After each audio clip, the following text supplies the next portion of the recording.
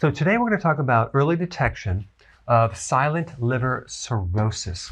Now, here's the problem with cirrhosis, which is basically scar tissue of the liver. There is really no symptoms initially for decades until the later stages. So you don't really always know that you have cirrhosis. However, there is one symptom that most people do experience, and that would be feeling sluggish and tired. But that could be coming from a lot of different things, so you might not recognize it. So the two categories of cirrhosis are compensated cirrhosis, where the body's compensating, so really there's no symptoms in this phase. And then over time, you develop what's called decompensated cirrhosis, where you start experiencing all these other symptoms. So these are some of the symptoms that you experience when you have cirrhosis. One is spider angioma, which is something on your skin. You have this little red dot with these little red, like spider webs coming out from it. Xanthomas, which are little cholesterol spots. Sometimes you see them around the eyelids. They're yellow because the liver is not functioning correctly.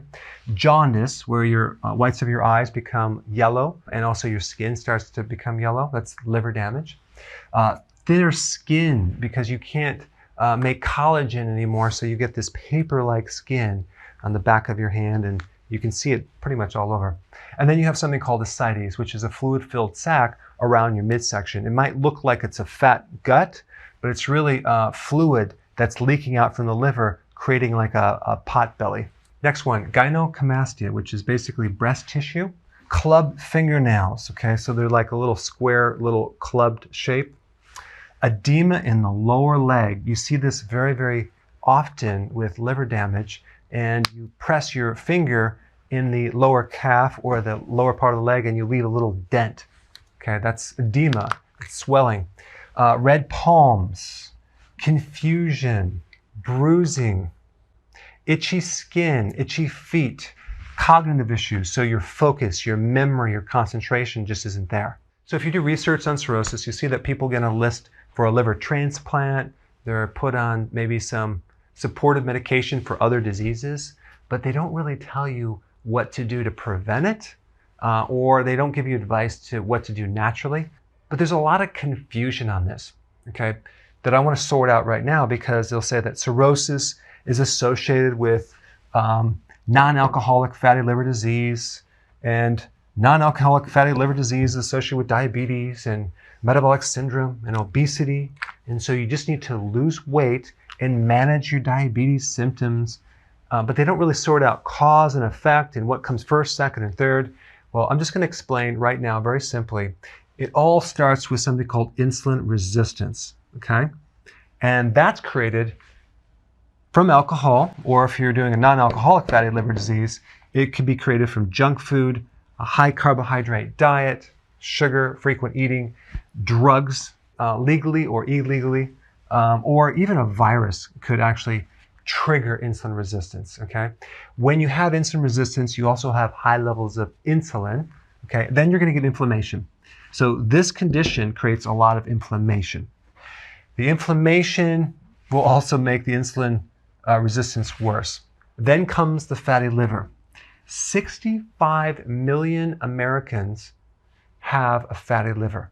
That's incredible. That's a large percentage. So then after fatty liver, you get scar tissue that replaces the normal liver cell, and that's called cirrhosis. So you get the scar tissue. So you have a combination of a fatty liver, an inflamed liver, that then becomes filled with scar tissue, and you lose function. So in summary, insulin resistance causes the liver to be fatty, okay? Insulin resistance is basically what causes diabetes, okay? In diabetes, you're always going to see insulin resistance, type 2 diabetes I'm talking about. That's the trigger of it, because it goes from insulin resistance creates high insulin over a long period of time. Then what happens, you get a burnout effect where the pancreas can't keep up, and then the blood sugar starts going high. That's called prediabetes, and then it goes higher, and then it's a full-blown diabetes type 2. Metabolic syndrome is basically high cholesterol, blood sugar problems, belly fat, all symptoms coming from insulin resistance. They kind of put it in this syndrome like it's like a disease by itself, when in fact it's just a bunch of symptoms that are caused by this right here, okay? Obesity is caused by insulin resistance, high levels of insulin. And then cirrhosis is also caused by insulin resistance. So this is really at the core of this right here. So if you start having some of these symptoms, I'm going to recommend that you start focusing on this right here, improve insulin resistance, and then see if these don't improve as well. I put a link down below for more information on this and what you need to do. Thanks for watching. So I want to know about what you think about this video. So please comment below and tell me what you think.